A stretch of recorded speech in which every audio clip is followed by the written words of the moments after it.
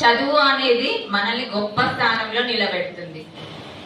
మనం చదువుకునే ఏజ్ లో చదువు మీద మాత్రమే కాన్సన్ట్రేషన్ చేయాలి, అవునా? 5 to 20 years చదువు మీద కాన్సన్ట్రేషన్ చేస్తే తర్వాత మిగతా లైఫ్ అంతా మనం జాలీగా గడపాల్సిన టైం ఉంటుంది. ఈ టైంలో జాలీగా మిగతా లైఫ్ టైం బాధలు పడాల్సి వస్తుంది.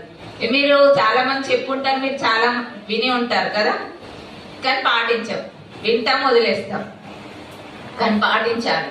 20 సంవత్సరాలు 25 సంవత్సరాలు అనేది మనం కష్టపడి చదివితే ఫ్యూచర్ లో తలెత్తుకునే స్టేజ్ లో మనం ఉంటాం. మనల్ని అందరు తలెత్తి చూసే స్టేజ్ లో మనం. ఈ మధ్య ఒక కొటేషన్ కూడా చదివాను, మీతో షేర్ చేసుకోవాలనుకుంటున్నాను. ఎవరైతే అందరూ నిద్రపోయే టైంలో పుస్తకాల పేజీల చప్పుళ్ళు వింటారో చూస్తారో అలాంటి వారు భవిష్యత్తులో మీరు విజయం సాధించిన తర్వాత అవే మీకు చప్పుళ్ళు అవుతాయి అని ఒక కొటేషన్ విన్నాను. మరి మీలో ఎంతమంది ఆ చప్పుళ్ళు వినాలనుకుంటున్నారు? చప్పుళ్ళు ఆల్మోస్ట్ అందరు వినాలనుకుంటున్నారు.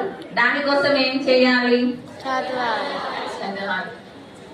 ఎర్లీ మార్నింగ్ లిస్ట్ చదివితే ఇంకా మీకు చాలా మంచిగా మైండ్ లో అనేది ఒక మంచి రిఫ్రెష్ గా ఉంటారు. కాబట్టి ఆ టైంలో చదివితే మీకు మంచిగా అర్థమవుతుంది. ఈ టైంలో మీ ఫోకస్ మొత్తం చదువు మీద మాత్రమే ఉండాలి. ఇప్పుడు మనం విద్యావంతులు కావడం ఒకటే ముఖ్యం కాదు. విద్యావంతులు కావాలి, ధైర్యవంతులు కావాలి, ఎట్ ద సేమ్ టైం సంస్కారవంతులుగా కూడా ఉండాలి. సంస్కారం లేని విద్య వృధా కదా. విద్యతో పాటు సంస్కారం కూడా ఉన్నప్పుడే సొసైటీలో మనకు విలువ అనేది ఉంటుంది. సరితమయం గారు రీసెంట్ గా చెప్పారు విద్యార్థులకు ఉండాల్సిన ముఖ్య లక్షణాలు ఏంటి అనేది. తను చాలా సందర్భాలలో చెప్తారు.